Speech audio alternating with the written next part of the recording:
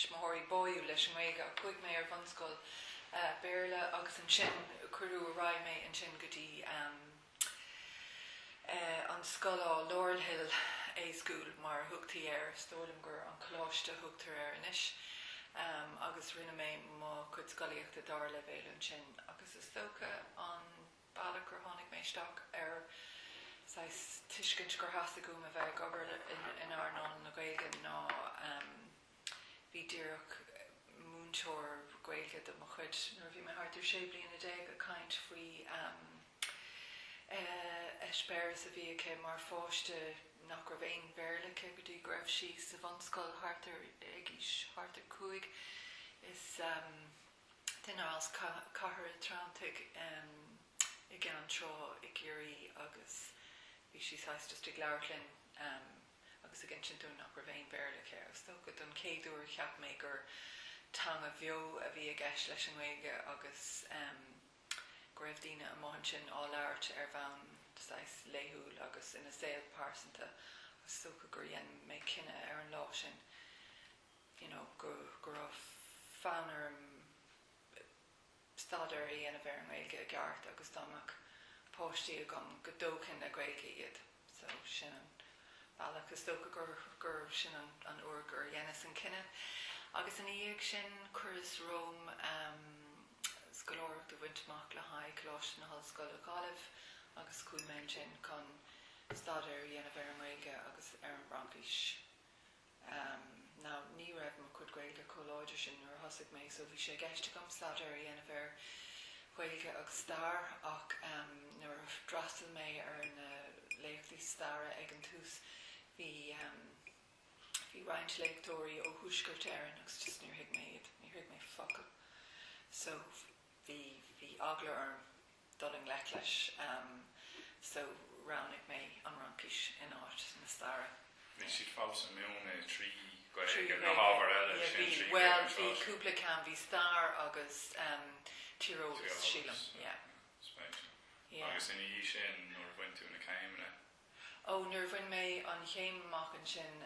bhil chuig mé go London ar feadh bliana agus an sin tháinig mé rais chun tuairt faoi bháisteacht sa Gaeilge agus lean mé orm de sin ar feadh beidir blian agus písa agus tháinig posta níos i gcógáil náisiúnta na Gaeilge ag obair le glór an réid so chuir mé isteach ar an bost agus lean mé in sin den bháisteacht mo chuid anna féin agus cruithnig mé mo chuid anna féin cúpla blian in dhéag sin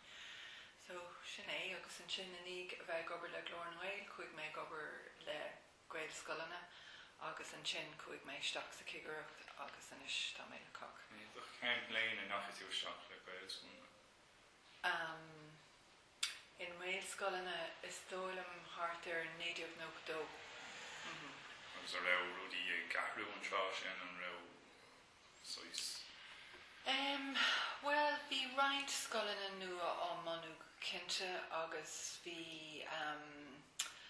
ach bhí rudí dachar galóir, ní raibh mór an de stádas ag an eagraíocht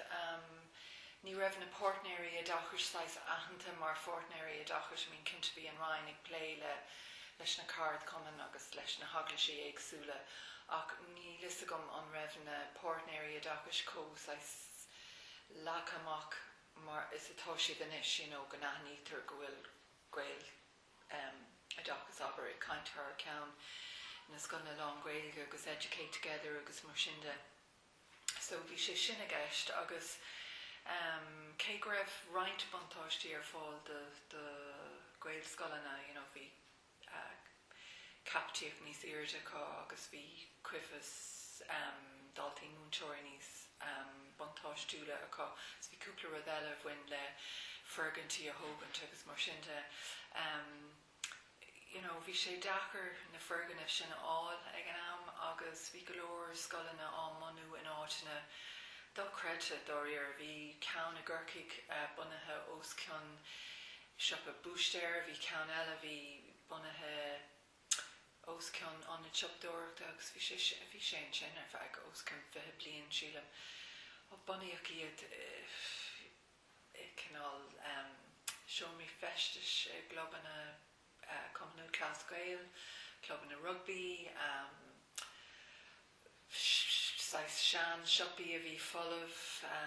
lá ána siomí réhhéanta I mean bhí cuid duna ag an túsa sogan ar tháinig me sé staachtóir a bhína fergan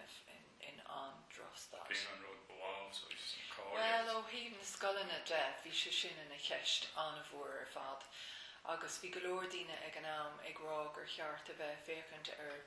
bhuanú na scolanna bhí ann seachas a bheith bonú scolanna nua. But ag an am bhraithmise agus daoine eile an bhfuil scolanna ag an am gurbh gá mass criticúil a bhaint amach ó thaobh líon na bóistí a bhí ag freastal ar scolanna lán Gaeilge anas go néistócan rainn a dachas linn agus go gurfií seirbhí sí carta takeíochta ar fáil dóibh so bhí mé gcónaí a cainte ar 10 faoin géad a bhaint amach sílim gur mit súscatí hart ar 8 faoin géad inis so but ag an am bhí sé anna bheag ní éidir rála go cinnte céite dána bhí an ach bhí sé híos ag taobh mád an Gaelta cinnte hainú dó faoin géad. Spéisiúil agus bín an rud bháil stócha go raibh tú gúiríon fáingéid sin a bhéadú agus nach raibh cágáil an sin in nócha trí mar chun bheith mar páirt néir i dachas well sin an pápéir glas a dachas so dag rimer sais seminar nó tacla chéile ar an pápéir uine a dachas agus ar nóí ram ar hásta ag an am sais go raibh dóhan ord a dírehéir an méilscoíocht so tógun an de hon scolanna le chéile chur mar ainach le chéile chuig sé sin a raigotí an rainn a dachas agus in dhéag sin fáiltíoch an pápéir bán a dachas agus bí mar ag an buinte sin cinnte bhí mar ahananta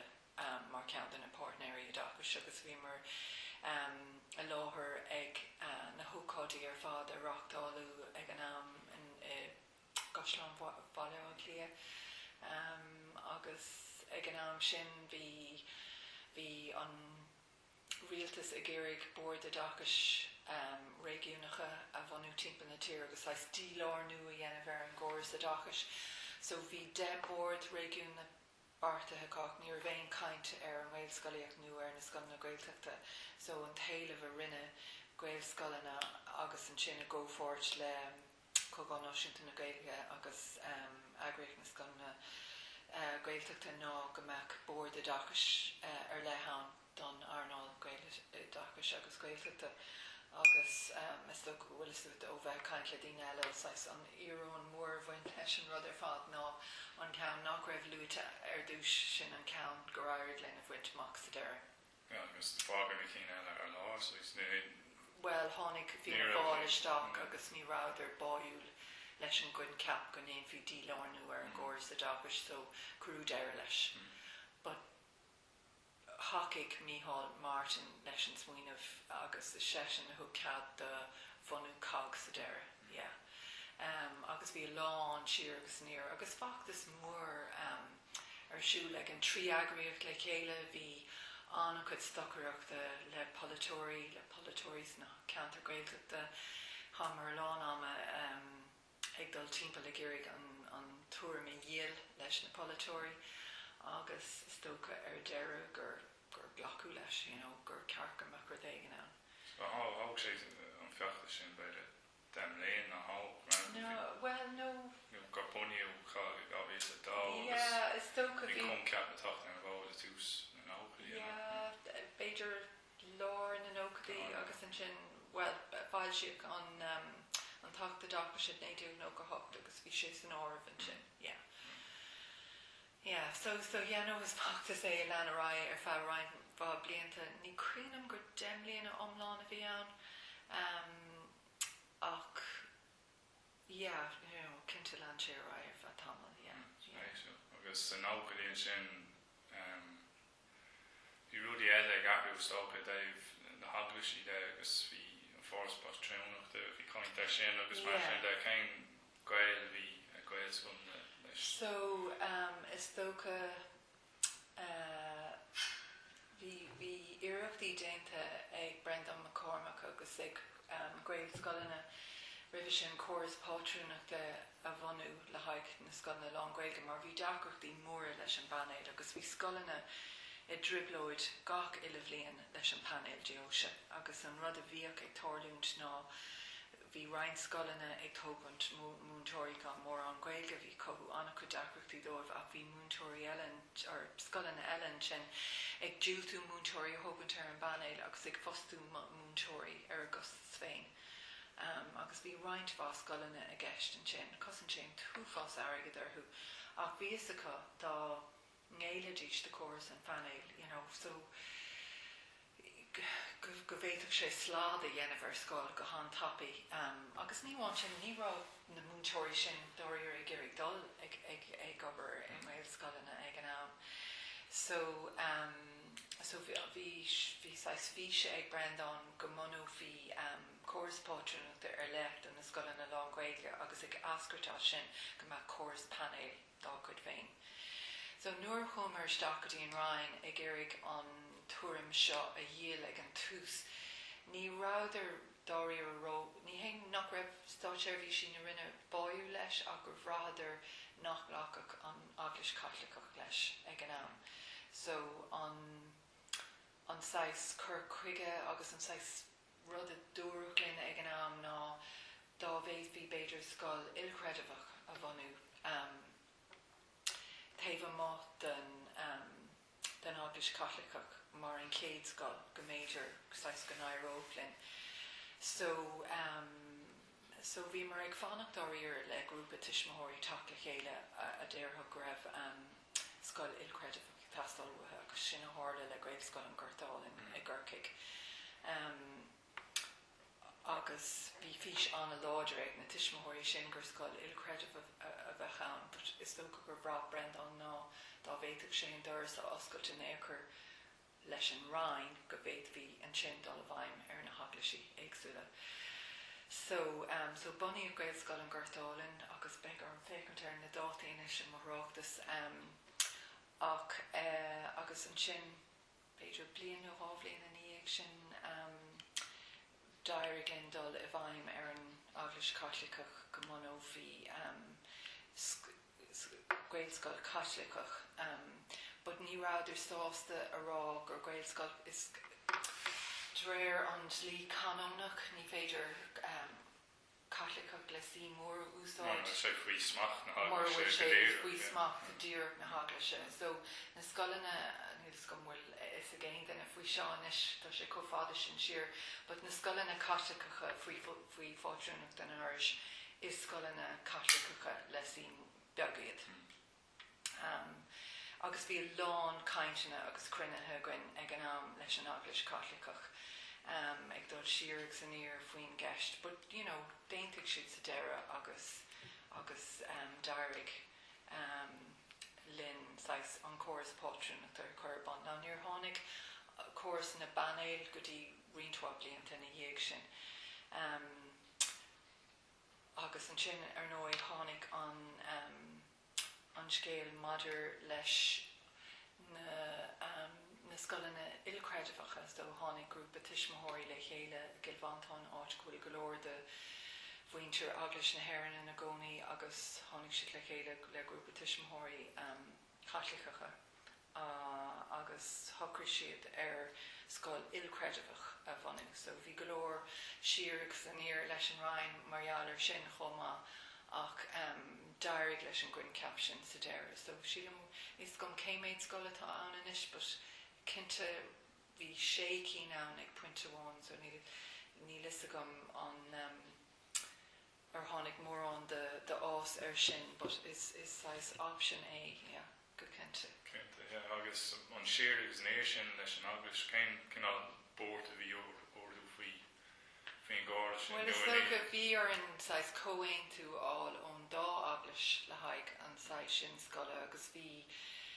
a lán play faoi céanúir agus conas a bhún faoi an san creidirh den dá grúpa éagsúla agus is socha go bhfuil go ó bheith caiint le daoine eile go raibh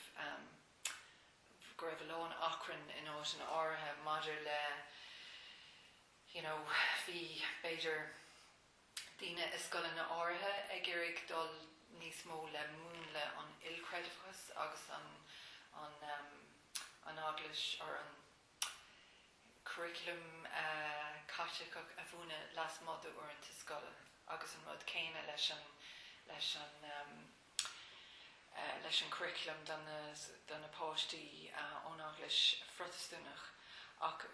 bun cloch an ethos sin ag an túsnar bunaíoch an céad scoil ná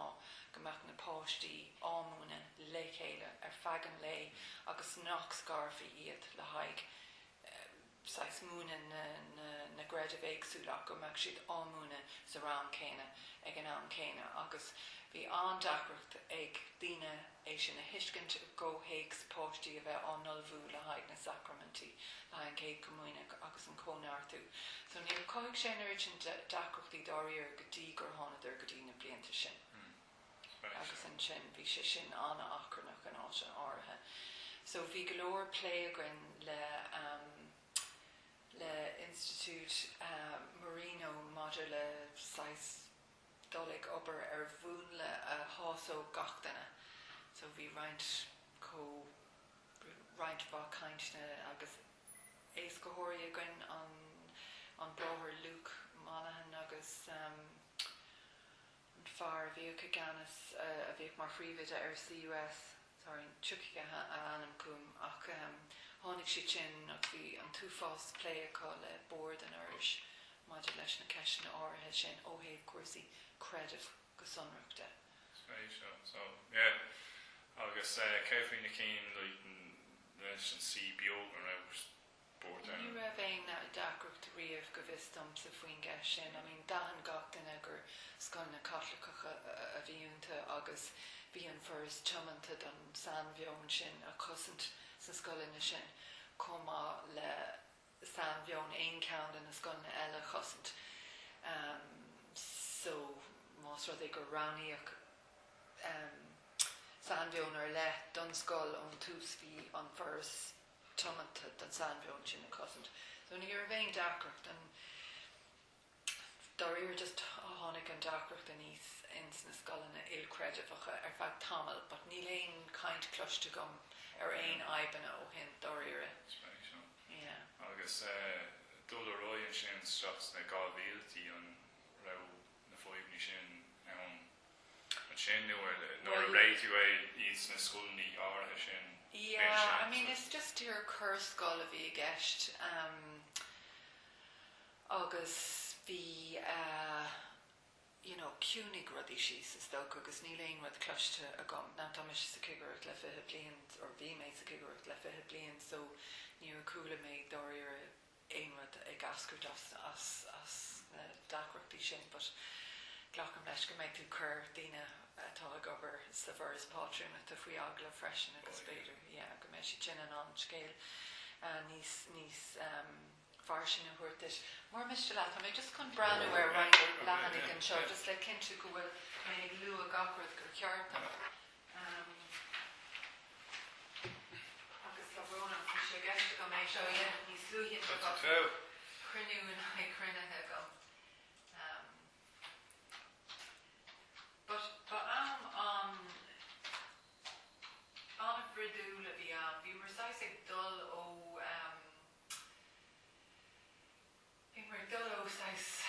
céir chéim go céir chéim bhfuil is fiú rudí ar nós bhí caint ar thosaigh an ráinnig déanamh cónasca ar scoilina ar bhanscoilina, so bhí fachtas acu chun an trí bhanscoil in ócail a cónasca an scoil na Gáilíní, scoil na Múchlaí agus an Gréad scoil cúla tú sin agus go mbeadh an Gréad scoil mar thrush. So bhí ar an dul isteach agus é sin a thorthán más mála ar san na dismóirí agus na múnseoirí a bhí tríis. Aibreú cóchrú sin na haiscoil na slách agus an sin bhí agus tá dóirlóg sé an sin bhí buélam go dóirlóg sé nána chuid rud áitne. Agus tócha gur bhain sé le ceist cóiríochta a ríis, bhí an cóiríochta ag an scoil sin go hanis ar fanna mblianta. So an tuairm a bhí ag an Ryan á go dócht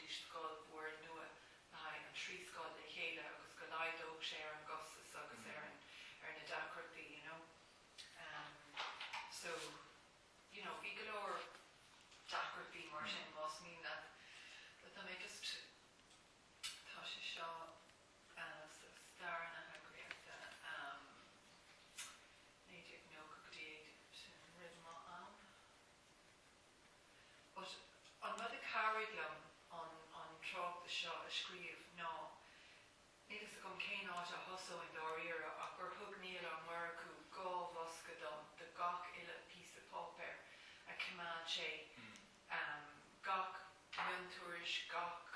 cumad sé gachrad. So sin an bailach go raibh mé an na céimena éagsúla na hiireachtaí sa ghaillimh grúpa chuirt le céile tús na seachtaí ar fád agus an sin na hiireachtaí go láiste buir agus conas mar tháinig an dá ram le chéile seachas an bosca sin nílas go an meach mar fiú nuair chuig mise chun an tráchtas a scríb hí golóir den a dtíine either imethe nó bhíidir anna críanna ar fád agus ní raibh an cuioine mé sin an amantí se. Yeah. So yeah, Tommy, just so ag an am bhí mar ag réiteach deachreachtaí scolanna liscad bhí mar ag dolisteach ag éirigh rudí ag chiúnú golóir de na scolanna an nua bunaíoch ní raibh sagart próiste ganas arú rud a bhí go maith ach ag an am céanna bhí daoine go minic ganas arú nach raibh an air sin taithí acu ar scolanna bhanistú agus tháinig deachreachtaí a níos ó bhfuil go chéile agus tuigeann tú ar an óig go raibh gael scolanna agus agraíocht na scolanna gaeltacht gur agraíocht do bháin a bhí agus an sin tháinig an scoil na hochtaí agus an sin tháinig siad arás rís le chéile. So plus a change let's see now ach thug gael scolanna an túfás cabharach de scolanna áirithe sa gaeltacht le linn na tréimhse sin bhí an bhainte le bunú garm scoil cúála sa gaeltacht lár bhí colm ó dúlaán ar airga. So tá ah chorna me chó well an tóras atá ag colm ar na deachreachtaí aber bhí a limnach nuair nár aithníoch an scoil ag an nach chas agus an dá scoil ggurcaigh a bhí lonathe geantar go mór faoi bhí an táiste agus so duine sé na scéalta sin Clancy so bhí bin rih má ach tá an star atá ag colm faoin tréimhse sin fear spéisiú ar fád.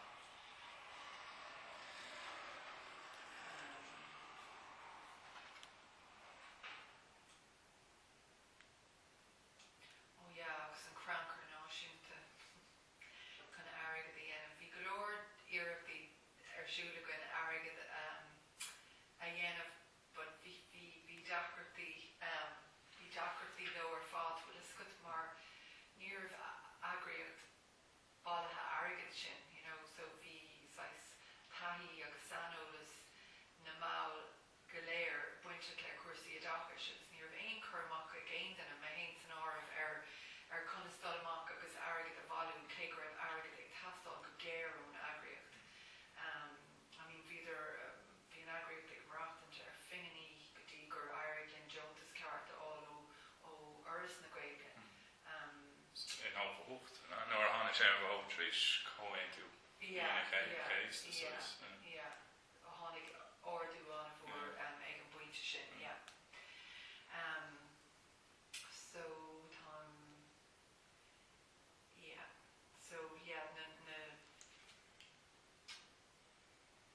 Capcom na Moonshorix an Panéid agus mar sin de go léir aníachar ar fád.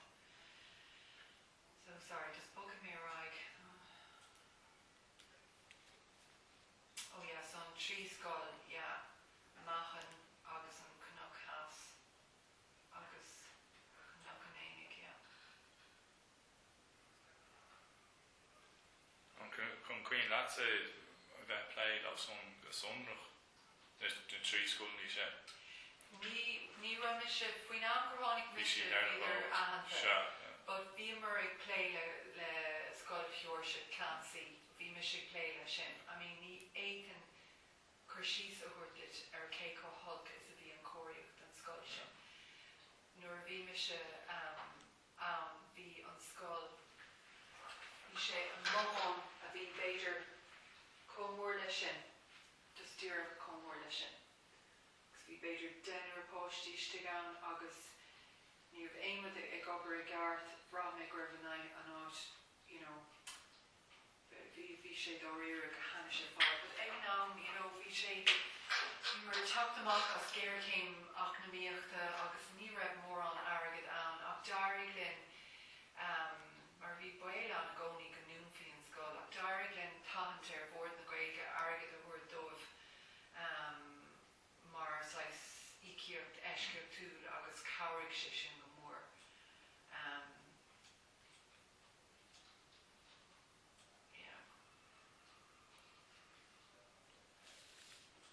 Agus is tócha ceann rudí is mó go raibh mise lé leis ná an facht is chuna antas a bhaintach do Gaelscoil Óis a gún Óis agus Inis Córaigh agus Ballybrack. Caiimén blian ceart aim siad inis, but bhí blian ortha ann nuair bhí iartas istigh ar 10 Gaelscoil nua. So cadíoch, sílim gur cadíoch sécín agus an sin tréis fachtas mór puibliíochta cadíoch trí cín eile agus an sin fágú trí scoil anna bheagar fad gan ahantas ar mám nach raibh fiche páiste in an bheaga. Scoil na iad a bhí ag feimús agus go nás blog ar feadh cúpla bliain. Céim scoil ní. Sorry, tá brónar, bhíidir tréis na níán bheaga agus níán búra chur le chéile. In éon bliain a bháin agus tháinig go rainn arás rá nó caiith tú fiche níán bheaga a bheaga. Sorry, tá mé just chun fille ar bonú Gaelscoil an Gurtáil bonú an Irish agus bonú scoil na eile faoi frátarntacht an Irish a native nó go trí tá brónar bhí na chuachna blianta beagáin ar fud na háite, so bhí an Gaelscoil Gurtáil mar an céad Gaelscoil ilcredifagus na bheith sé chun é.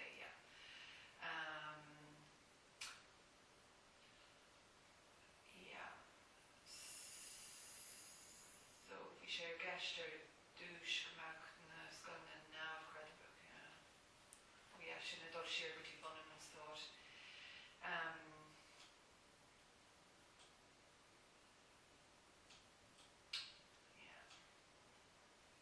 So bunaíodh 60 cahar Gaelscoil ag go mana idir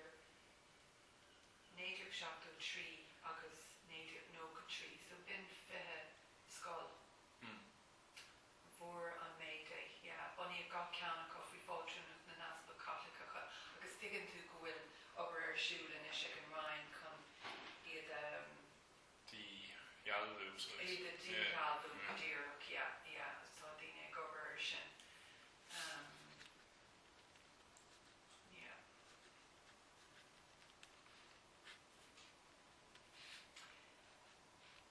So bhí Brendan ag obair ar an gcóras páilteanachta.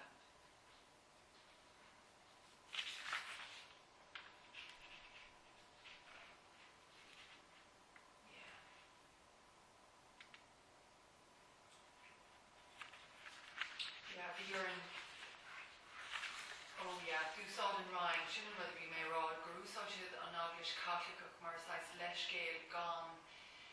ligean tú in córas páilteanachta bhanú, so ag an grinú dearnach, dúirt anna de Gaelscoil go mhain bhíach na tagartí ar fád an Eaglas agus go mná fhí struchtúr de scoil na ilcredifacha agus bhí mar ag fanacht an sin legaide go grúpa tuismóirí ará chun tuairt faoi sin agus go meachmuid ag brú an sin ar thuras oscailte, agus an sin sa bliain native nó go ceair, so just díreach an céad bliain eile bunaíodh sé Gaelscoil nua le san bheith an Catholic a chorú.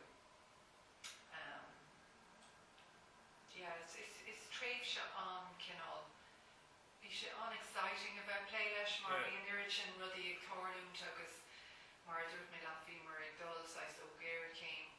céim ach bhí a gaiirí linn na dúchláán a thorú agus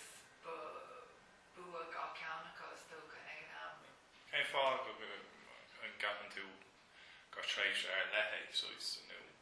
An ra rud ag na talús na nóga,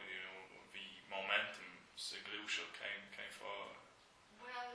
japan tú go raibh. Dina anna bhaig play leis ar nós Brendan agus bhí ní bhacach dóna le bhuail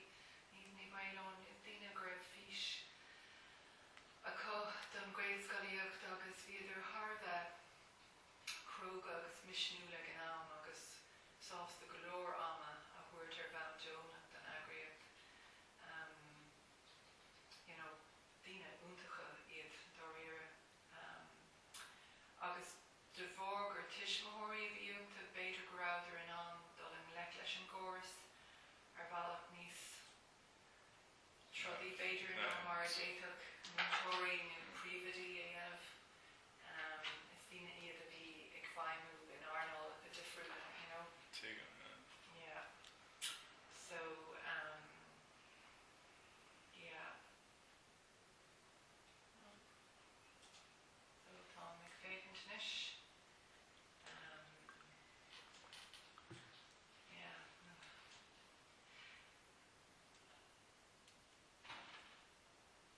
Okay, tá bronar now. So, in 1808, ban ségraéis go nua ranna ceir scoil an Samuel Catholic ach bharrtaigh gá scoil eile in Báine agus in Invermore. Samuel a grade scoil Kilbán yeah. Yeah, so rud eile bhí mar a géirigh in grade scoil na Eganam, bhí mar a géirigh a cinntiú go monófií na scoile na nua. Go racadís bhí córas pátrúnachta an Irish agus go bhéithníos an sais an chóras sin a dhéaldó. So bhí ar an omláin dunig an chuid is móta na scoileann faoi chóras an Irish, but bhí roinnt scoileanna in áit na beidir go raibh tiismóirí buartha de bhór nach meachna an scoil bunathe faoi chóras na Joise agus go bhfuil ceart a panel ag na múntóirí agus sais ráidir beidir go raibh an chóras sin níos sábháilte ó thaobh an a dachiste, but bhí chóras an Irish níos sábháilte ó thaobh na gréideide agus an a dachis ach ba chóras nua pátrúnachta bhí am ag an am agus ní raibh aon ceart a panel ag na múntóirí. Agus bhí agla ar an ghuine beidir nach gur Dina isteach ar fostanna san scoilne sin de bhór nach gur aon ceart a panel am. Yeah, so bhí go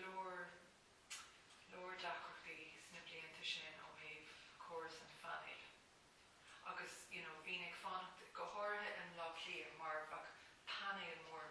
míteach an lá clia. Déitach céad bheith múntóir bheith air. Agus dheofá an lista ón Joise beidir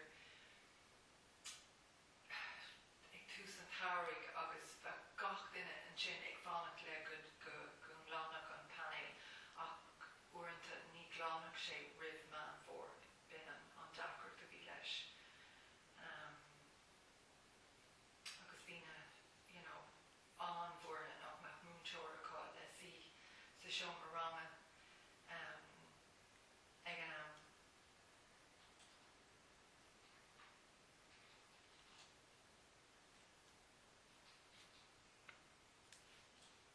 Yeah. Is tóca ceann na ceisna eile bhí ann cé nár tháinig sé chun cín an oiread sin ná is córas nua pátrúnachta únéireachta a bheith a gceist. Go mbeadh na freaganna i seileadh an Irish pátrúnachta comá mar a gcás na gréadscoilna ag an am bhí muoinú céad faoin géad acu de bhór nach gur bhéin airgid próiste dul isteachanta.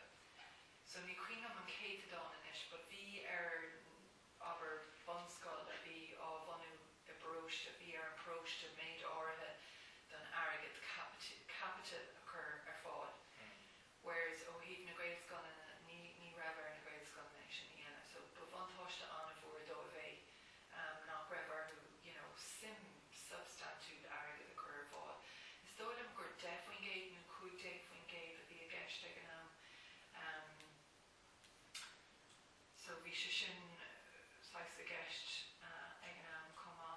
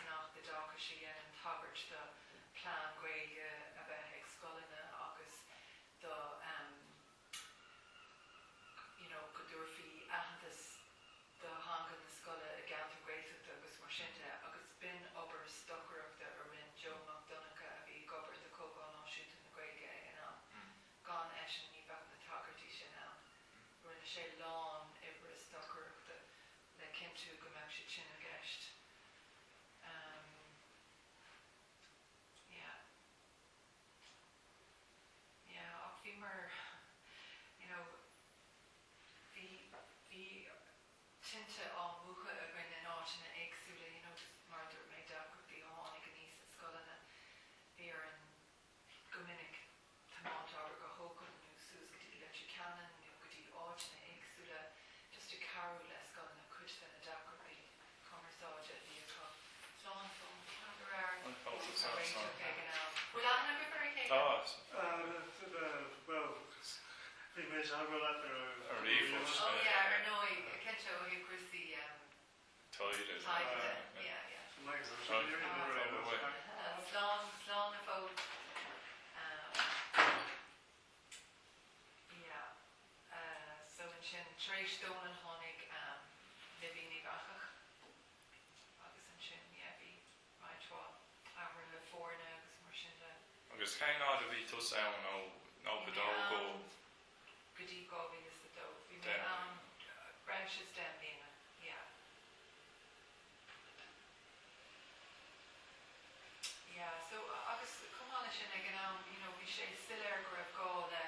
níos mó íormhan scolanna comá ach bhí sé dachar íormhan scolanna a bhainú. Agus bhí an rainn, ag iarraig sin a bhrú I dro na naonad agus bhí go leor dachartaí a bhaint leis na héanad. So, agus an aibh a bhí ag an am ná bhí scolanna á manú ag an dar le bé le hibrecha anna bheag, so mar hampla thosaigh gréil chlóiste na curdas sa chalamh le sólam go raibh níos lú ná denarán agus ní raibh aon ceisfaí ach go dtí go bláthú ar na hibrecha agus sin mar hálagus das coil úntacha ananis, ba bhí na céad blianta dachar ag an dar le bé de bhór go raibh tuismitheoirí níos cuairmí faoi na báistí a chur ráid go dtí an dar le bé agus bhí agla orthu go minic go háirithe nuair nach raibh cuasaí cóirí a bheith geart. So thosaigh gréil chlóiste na curba mar hampla in san sean ifig dól sa chalamh híos ar gladach, ní raibh sé ró iontacht mar áit ach an sin bunaí a gréil chlóiste carlach agus cá an rainn an lán airgid ar fergantí réadhéanta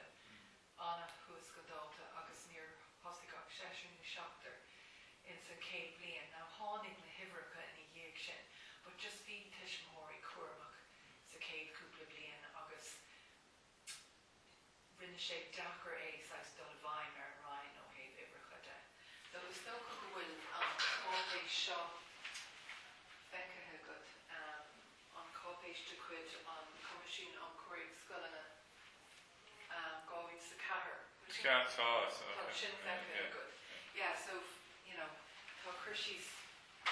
réasúnta iomlán an sin ar na deacrachtaí a bhí ann, na héanad a bhí bunathe. Sílim go raibh 10 de aonad lúite in san cápéis sin agus ní le 5 cína chu sin fós an seo, fós ag feimil. Yeah, más éilem teacht ar an gápéis sin istéir mé le go dtír cé méid a bhí ann. Ag budúsáideas chud bhaith an sin le déanaí, anyway, tú go méir. So, cad eile bhí idir lábha agan. Yeah, is so go ceapan rudí a tharla le linn na tréimhse sin ná gur airgin airgid áil an grancar náisiúnta agus gur lig sé sin dúin cúpla duine nua a osú chun dul amach I man scolanna carú le pobl scolanna a bhanú agus carú sé sin go mór leis an bhás mar dá riar a ribh sin nuair thosaigh me se I mbeidh scolanna bhí mé féin agus rúnaí ann. Bhí duine fostathe mar ifigach réigiúnta nó ifigach forbrethe ggurcaigh ar fad bliain nó go ribh sin, bhí siamathe faoin ann gur tháinig me se agus bhí sé anigheachar a bheith feimú agus a freastal ar gacrad. So nuair a formar airgid, cabhaigh sé go mór. Ar bhair an targad sin an gramchar náisiúnta chunach mé áta ag an gréibh fóib leis sin níor rud buúna bhí níor bhar sé ró ada má ranning tú os líon 25 scoil nua le linn na tréimhse 2 bliain go raibh airgid cramchar sin dá me fearna nán so is cinint go meach méidir is gan na banthir éon os gan an ifige gréadún a bheith an ach ní go dócha go meach an éir céin na scoilna. Now, cáirigh gaeltacha a gurcaí go mór freisin le banú cuid na scoilna sin. But in sin chuirmar iartas go dtí an Ryan Alín Coulter scoilteachta ag leir tuile muoinethe anas go bhéit a mís leanúint leis an scéad ferberthe agus fuairmar airgid ar bheith trí bliana eile agus cáirigh sé sin go mór bhí daoine úntacha ar nos Páidí Ó Lionard ag Oberlin Chasan Ivani ní ceart an bheith lua daoine is mar bóca méid an éigen amach but cinnte cáirigh sé linn go raibh breis fórne ar fáil le dul timpeall na tíre mar bhí mar ag bhaimú ó leite canan suas go dtí an Skibbereen bhí sé dúlánach ó thaobh cuasaí amide agus bhí tú just ó thaobh na blianta de bhail si an pop ar uine ar a dagas in éidir nó go dó agus leagraí mar srá cruinnethe timpeall na tíre chun é a chur os cór pobl na scoilna agus mar sinnte so me géireadh smaoine bhar na rudaí eile bhíor siúla go bhfuil éon ceistena go Karen nu bhfuil mé just ag dul ó ag léim tú an gotí rud ar mátá ná tá tú denne go brath an sin raibh cósaí an bhíú just like na haine an sin agus tú bheith treis bheith óbars ar roiin an bhfuil éon tuiscint ar na fáin go dastíon móin roiin na scoilní bhrúisteach a sroganí an aine ag an lebh an hiúún scoil is buinn sé le cuasaí Harry agus buinn sé le héalamh so is tócham má léon tú an document sin a chur an comisiún an choirigh scoilna ar fáil ag gáimlí sa chathair ná bhí mise imisteach sa cigareacht ag an am sin so níor bhéin buinte gom le sin go sonrach ach bhí an tuiscint gom is tócha ar na héanaad éagsúla agus bunaí an gróthapig iad bhí pobl ar nós éanaach ar bhún a bhí ag géirigh scoil agus níor bhánach gréad scoil amháin freitheálach so inad beidir iarmhan scoil láidir a bhanú idir éanaach ar bhún agus dúir le zéile bunaí gá éanaad agus heipar an dá ceann mar ní raibh an taobh ann a gceart agus an sin nuair a hálíonn sin nuair a heipean ar éanaad a gceantar sé aníachar aon model bhanú ann in a dhéag mar canlín daoine an a dagas lán Gaeilge ag an dar le te níor áirigh leis so chuna sa dairúach leis inis so agus an counter mar sin ar hep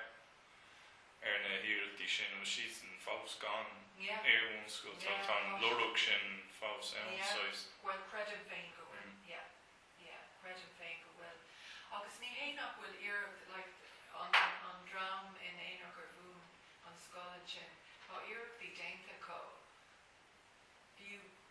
gá trí bliana ó hin an rud a anúchan agus níor áirigh so ní réon taide déanta go mar seo so seo just mór féin ach sílim nuair atá rud éigen treéis tep go sé andeach ré anúchan agus sin ceann na cisna go raibh sé cótáach dúin inhfuil scoilna ná go meach mu an an ará le tuismóirí agus sin ag dul timpeall ag leardló faoi bhanú scoilna go meimiis den an ará níor hep ar aon chuil scoil riamh mar bhí an iritin agla ar an tuismóirí dá gcuirdís a báistí go dtí gael scoil in Mohan beag go meach an scoil imethe leistíí le cúpla bliain agus go meach chuirtí dorásítí an scoil but ní caiim mé rá níor hála sin riamh dairigh linn fiú bháin gael scoil Seoirse Clancy agus gael scoil Óis agus an scoil na beag an locha le chu sin níor hep ar aon ceann an tain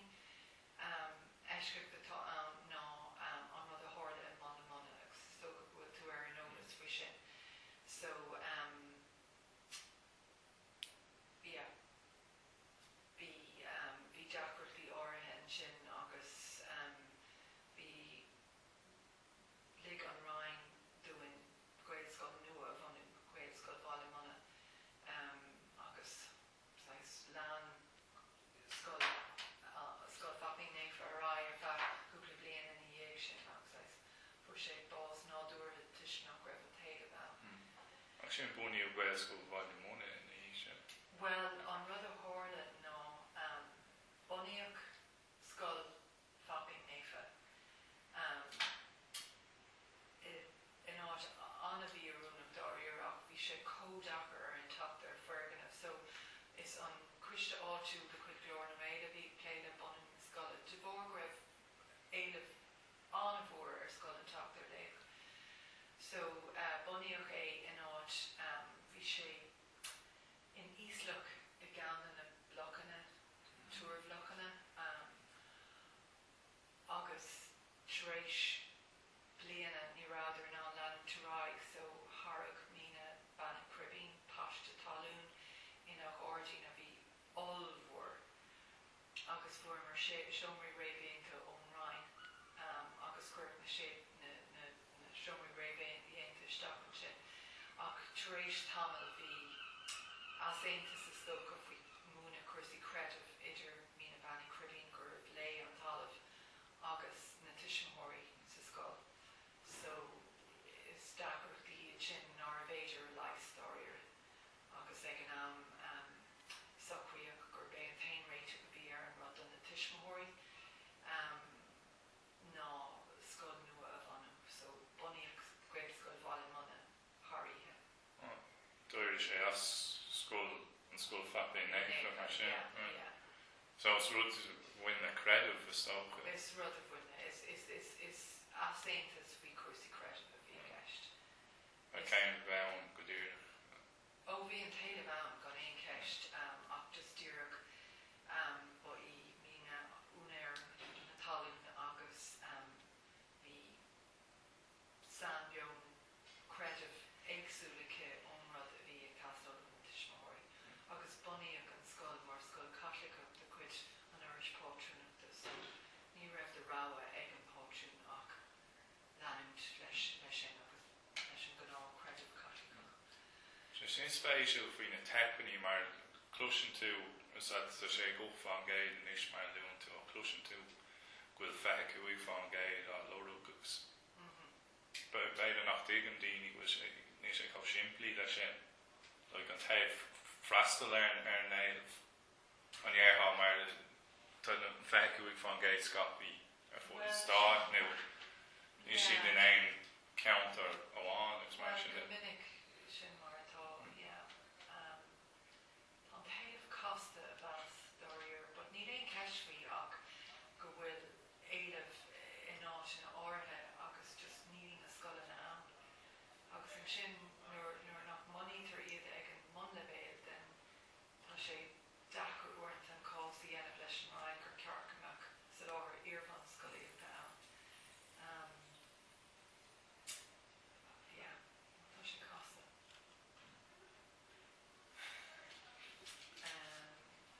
I'm just a curious statement and show. So bhí an drovlíon an líon gur dúpéocht na scoileanna sin agus bhí ar an dul chun na cuairte.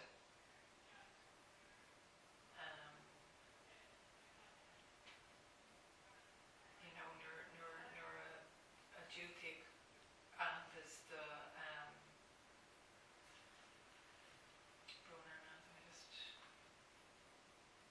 so sheer.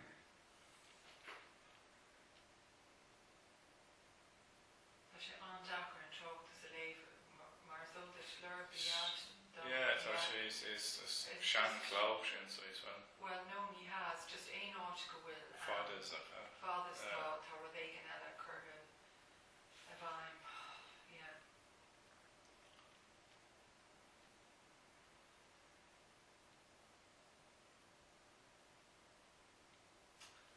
Yeah. Anyway, go bhfuil isach.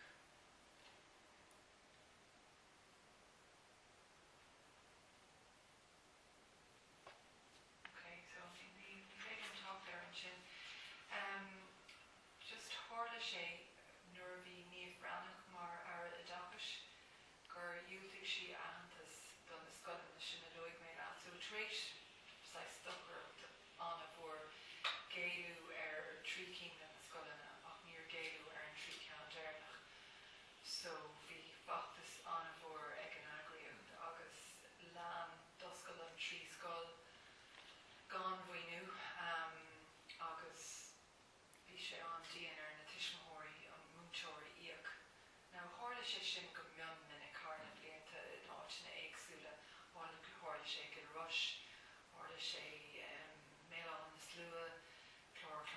English,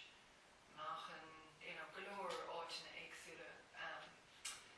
So cílig sé go raibh ar na tuismóirí tuairsta le múnteoir a bhailú. Anyway, leanmar leis an gás leis an Ryan agus bhí cás tlí anna láidir gin bunathe ar an gin caption legitimate expectation. So bhí scolanna revision tréis aithanta sa bhaint amach bunathe ar crunéadach áirithe, so nuair a chuamar chun na cín seo a bhanú, bhí mar agsú leis go bheith crunéadh chéine a bhaim agus ní raibh. So tógadh cás cuairte agus chuaigh ceann na scolanna Gréascoil Lochgarman go dtí bhar an phobal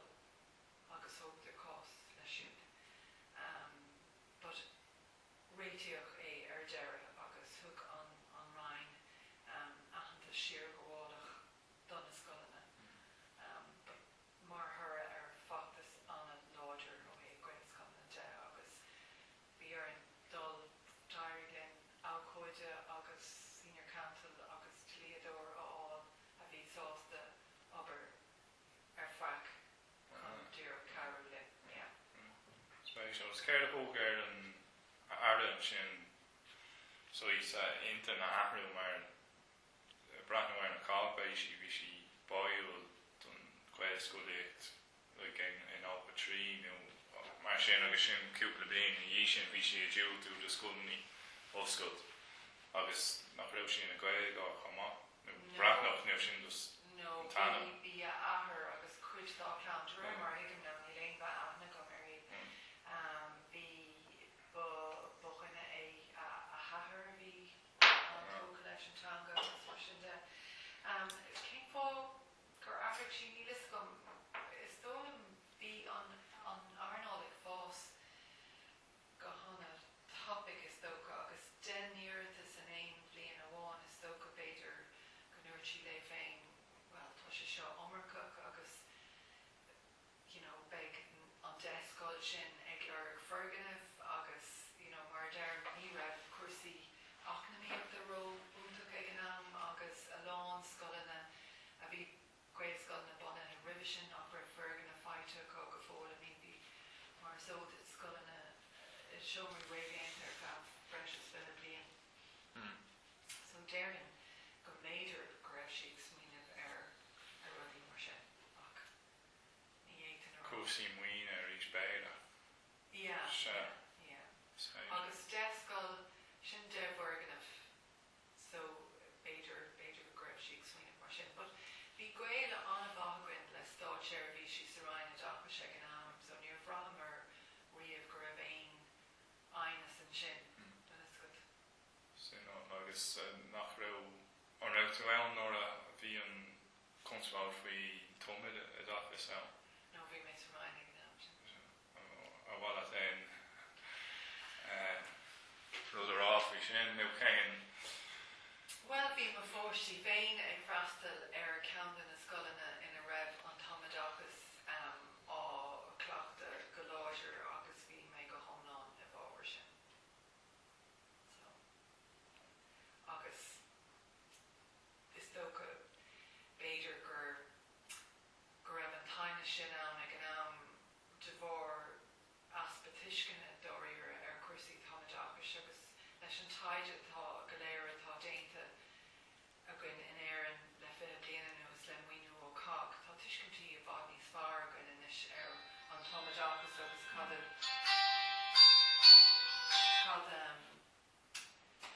leis a bhaineann sé agus an tácht a bhaineann le páistí a thomas sa teanga ag ís an ógur fad.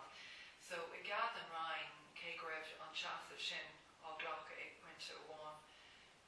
tá gach seans gur ghlach away de bhór ní hiiscintí agus beidir aspa ólais. Ach na scolanna bhí grúpa beag na scolanna a rá an tomadachas a bhaim acu riamh agus a creid go hán láidir na buntáistí a bhain leis agus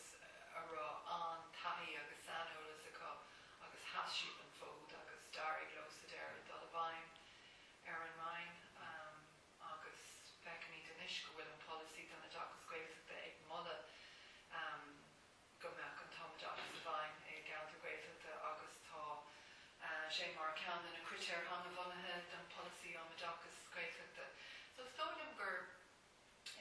próséis atá gceist.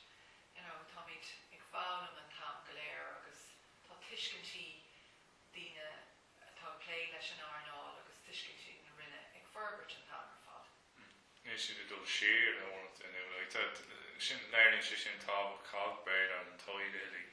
dul a gion an roiin so is na. Yeah, ní dóil am gohfuil si ag dul siar an éair. I mean, vector domsa agus bhí mé play leis an policy donna dagus gweithach an nuair bhí mé mar cigara. Tá sé ar ceann a rudí is rágúla a tharla riamh ó héh an gweithga de. Agus just a kind le príomhidí agus múntóirí agus tuismóirí atá play leis agus an dógus atá sé tuairt dóid mar le taucaí na tangas na cantar sin. Tá sé rás ar fad agus tá ag súil go mór leis an policy nua ar dagus lá gweithga las mod an gweithach mar tá an rud eisiomlárach curtha bhaim ag an Ryan, darthagus curtha bhaim ag an Ryan tríos próséis fada cóirliúáin leis na scoilna agus leis na pobl agus beag an rud céine ag tharla tunis in san Airláin gréile dagus agus fecin go bhfuil féidir bhí úntacha an agus tá annachógus ar fad faoi na tuiscintí a arbróig de bhar an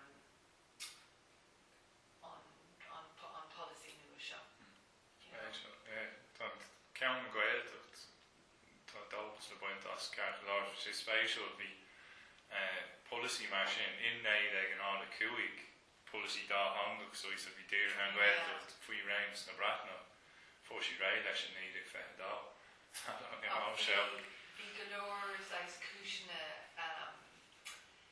Bhí golóir cúisina lei sin is dólam Beidir nárbhain le bhí alán ceisna na difriú le bainte leis má léon tú an leabhar sin ag Adrian Kelly denan sé pointí tuisinacha maidir leis an rud a bheith Beidir curtha a bhaim nuair nach raibh sé casáil Beidir in áit na áirithe go bhain sé le ideálaigh seachas pragmatachas practicúlacht in áfta í sé. Ach I mean, níl marrá go bhfuil gachrid fuirfa ach sílam go léiríonn an policy donna dagus gréitah a dúin gur féidir rudí dearfacha a chur bhaim agus a bhaintach agus go bhfuil an próséis cóirliúcháin sais tábhachtach. So beag an policy nua seo fíorthóchtach ar fad agus cabhróidh sé le rudí ar nós táma dagus a chur a bhaim ins na gréibh scoilna, tá cleachtais éagsúla a bhaim ó an taobh sin de. So bheith sé anúsáideach agus le cúnamh dé freisin túirigh sé deisúin ceist na ména de bhlé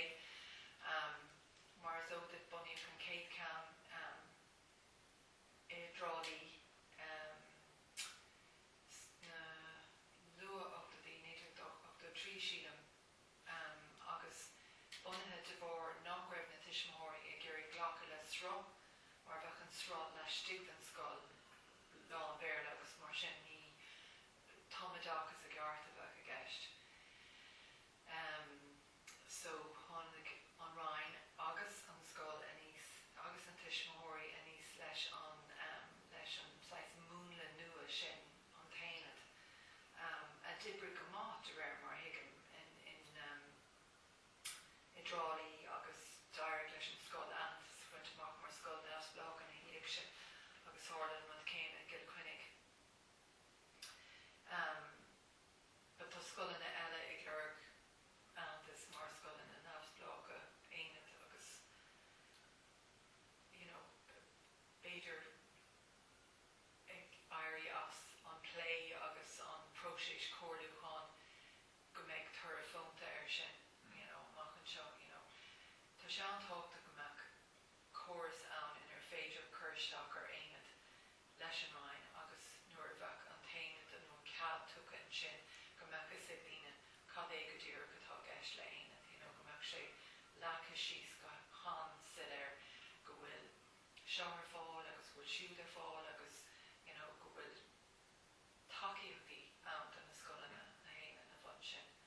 na sin mar only meid na hain na sin na gcónaí fórbairt isteach in éarmhún scoil ní nás blach and an cuma Ag cuideá go cinnte agus ag cuid eile nílam cinnte I mean tá gá aine is go in na Gaeltachta tá siad sais beag ag bra ar an counter dáir an bhfuil an counter mór go leor chun cháscail hasamh is dócha nó takeíocht a gúirt a gáscail go háir counter tuaithe nuair atá an pobl ag leidú croíonn siad acrachtaí ach go cinnte tá scoileanna an tá aonad áirithe a bhfuil sanbheom dágad féin agus identity dágad féin acu tá cuideá go cinnte ag leor gantais mar scoilna as loch agus a daibh sois fás nó maile bh fás na scoilnaí an sin bhfuil mar an a bheith ócht ag a le buine sin na rialacha a rinne faoi láthair nó Well, nílam cóhólach ar an gur chuigean nua caiid mé rá bud ceapan go sé tógtach go mbeadh fós go ag tuismóirí atá marachtamta counter agsúla go mbeadh deisiacha gnéistó filo agus go ligfidó sa scoil a bhanú le takeíocht na rinne ach tá sé casta an tá sa próséis nua an leis agus mar dear nílam cóhólach sin but tá sé anthógta go dúir fí deis is dócha do first póitreachta a bheith leanúint ráig ag bun scoilna agus scoilna ag an dáir le bheith Spéisiú agus stácha an bhfuil na tistí có gníomhach is a bhí was that mar tá fóras a déna fábhar na hoimbre a déirní leis an gáras nu is ítan atá sois ahant cuidas na hátaí agus leis an gáras nu a branch ar más counter fórbairt mar sin de bhfuil na tistí atá an mna níos mar a bhíh sin Well is tócha nach bhfuil sa tlí céine ach dúiríar ceann níos beag chumach nach nílam ag obair ar an dálamh ó héag bunú scoilna de so ní éitan an ceist sin a ragart a gceart bhfuil is gut mar nílam an tólas go faoi go dtír chunas mar tá sé ag fáimú a ceapna gur sé spéisiú an chalín an múntóir sin a bhí a caint ar an scoil sin dúmpaigh le bheith an Gaelscoil gur ar i géirí mar níor tharla sé sin le roinntá blianta le an counter na goibh sé lé leis ná scoil náisiúnta Rhummara agus is próséis a bhí an sin le an ráig le feadh 8 mbliana a chugan láin antas sa scoil stair bach sé simúl féit an a ríis mar a luigh an duine sin go mbeadh trórlíta ann go mbeadh sé an siléir do scoil a bhí a géirí iompú in a Gaelscoil cad a bheith a gceist agus go mbeadh trórlíta ann chun carúló chun sais takeíocht a thuair dóibh seachas go mbeadh siad ag stracailt ag gach céint an phróiséis ag géirí a bheith trid ag gach ile chéin go mbeadh an phróiséis takeú dóibh mar cinnte leidóg sé cuasaí airgid ó híomh na rinne de ach sé na bhantáiste an a bhór mar ceann a ruí a bheith an policy nua fécintéir ná conas is féidir an Gaelscoilíocht a chur fáil do níos mó do bhainte na hhéir gan cinál til scoilní hága gan til le fuigan í hága iad ompú sin ní stéirí iad ompú ná iad hága I mean bram go méid meascán an dáir a gceist mar má tá scoilna ag ompú bhála a chin tú go mbeadh siad ag ompú ar na cúisina cearta agus nach láíireachtaí a bheith a gceist so bram go méid meascán an dáir a gceist go méid gáil is scoilna nua in áitina atá Ferbert agus in máilte beag a túthe áit go bhfuil an pobl seasadach nó just ag fás beagán nó fiú ag leidú go mbeadh deisna an de scoilna ompú mar cinnte nuair bhí me sé lé le Rhummara bhí an príomhide ag an am Liam O'Neill ag fécant a ráid an tách agus dúirt sé an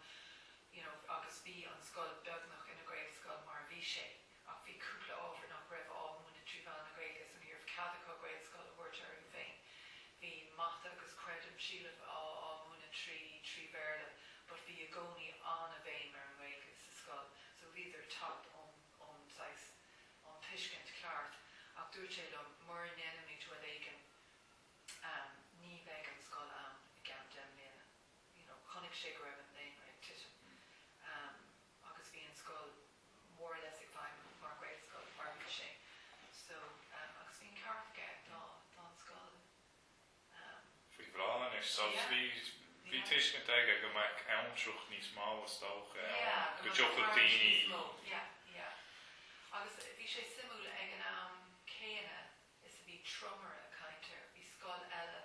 a ní luigh mé an counter, but bhí scoil eile nach raibh roáda ó thromar a caiintear é dhéanamh. Ach ní raibh an tradiisiún céine ann ó héad na Gaeilge de, agus bin an rud a bhí áráid Catriona san taid ar rinne siise. Agus an bhíidir i ggéirigh é díal leis na tuismitheoirí ag an am ná go bhfaidís aontas mar Gael scoil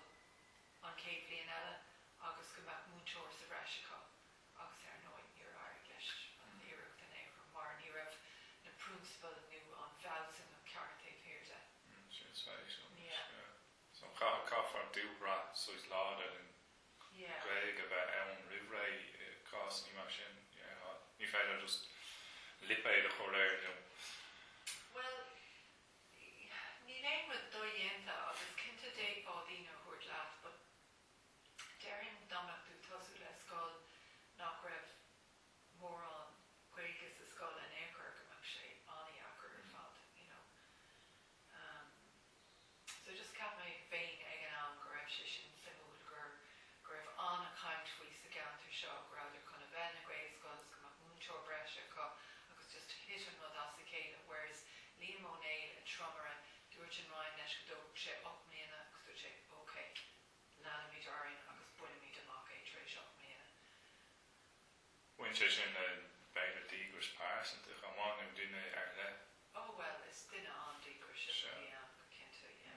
but bhí an fáine aige agus bhí sé nachmach múteoir breise le fáil an céad bliain eile agus. Go mbeidh sé Dakar agus. Raibh sé Dakar, just rinne sé é ach just gur thóg sé 8 mbliana sulla raibh an Ryan sásta go raibh gach ile ram á múna tríomh na Gaeilge agus mbeadh siad sásta an plant. Agus stácha sin é héanaim ceisní eile. Nuair bhfuil tá ceist cin á fialsún oscailt ag an deire ónta chun an ceist a daoine. Cén fá an óbhar éalaigh, so is cén fá an Gaeilge agus cén tábhacht atá ag sin dó. Cinál cuasaí níos leithne agus cén ráil le chuir fóca le cén ráil atá an Gael scoil so is tír don tír.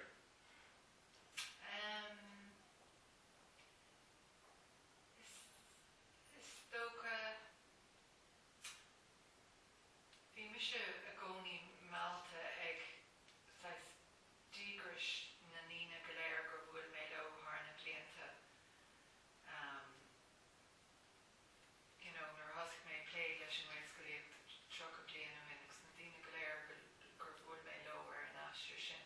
ba chuoine ar leithiad. Daoine bhí sásta an fód a hasamh agus a rinne é gan éon las pásanta an éacair bhainteas ach gur raibh passion a cad an rud agus a creid go raibh sé tácht agus dócha an tan an chuirt ragadí an céad glún eile agus nach bhéadhí Beidir dul an muinning scolanna an bhéirle chun sin a dhéanamh, agus cloisin tú daoine tá múna na Gaeilge in na náscolanna thar bheith tácht níl aon ceist faoi sin. Agus cinnte ó hí cáte bemid ag fécintear sin agus bemid ag déanamh gach ile rud gur féidir lena dhéanamh. Ach tá sin ró localach ar bhealach agus caiinn tú freastal ar na daoine go bhfuil tá géirigh amach a báistí tomtha sa tanga agus go mbeadh fíor eisbearas tomtha deachas ar fádómh. Na daoine atá tógáil páistí le Gaeilge taobh mud an Gaeltacht nó sa Gaeltacht nó daoine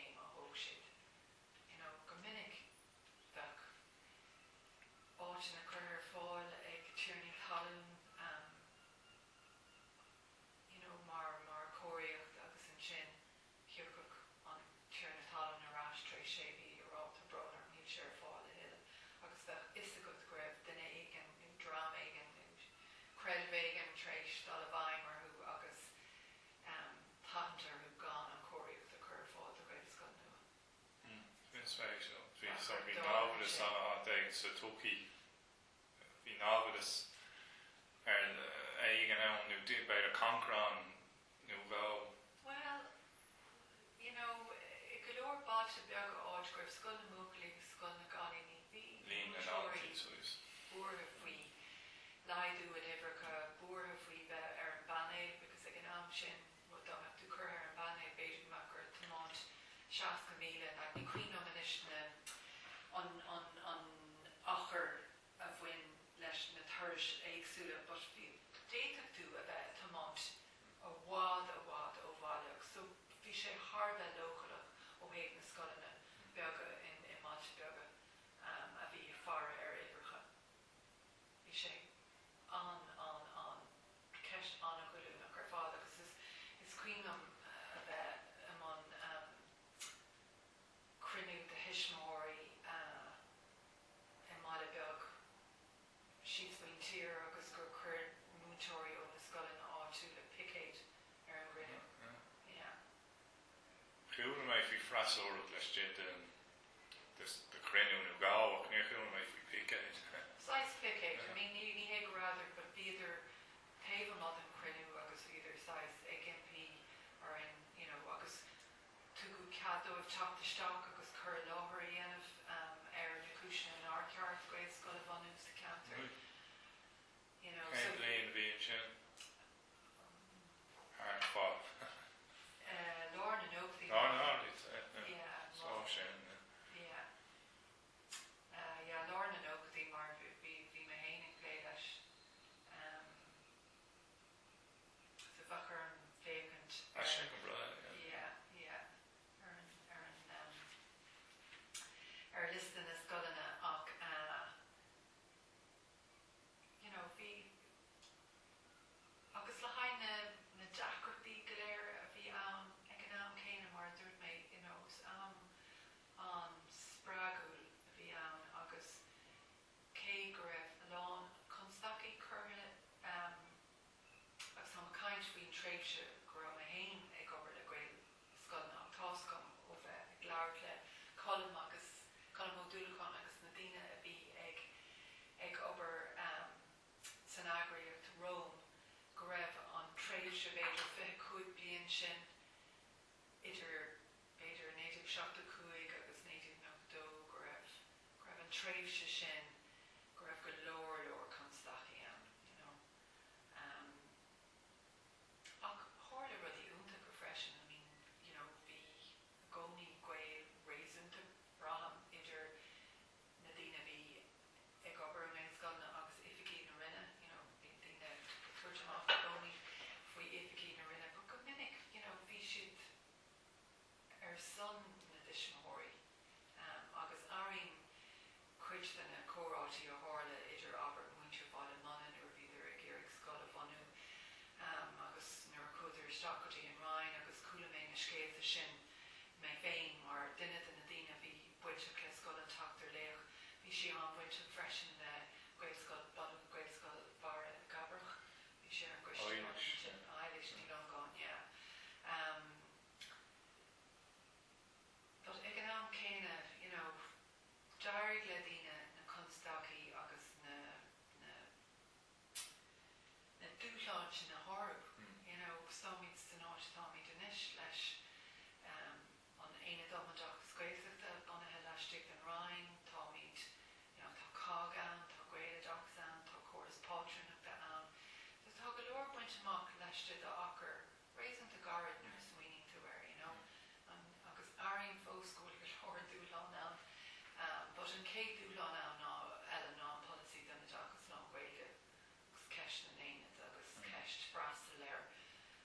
phobal na hÉireann atá ag leir scoilíochta agus conas is fearr é sin dhéanamh agus conas is fearr na caighdeán is fearr a leagan síos don táid agus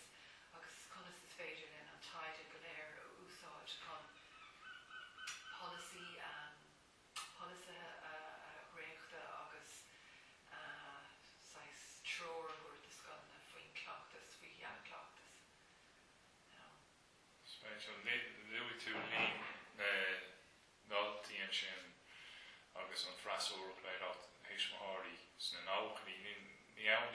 méid sin a hiach tá nach bhfuil cinál Nuair aine sagen it bonu na scoilní educate together is agus na gael scoilní tá cinál like na hifrice like educate together nach bhfuil like gael scoilna agus cruhin sin cinál coffee na lín an altí niu bhéidir. Yeah, well look, you know, mar Jerem Needham léile cuasaí pátrún a ní smó so a cuihín agus lucht an irish and an beidir an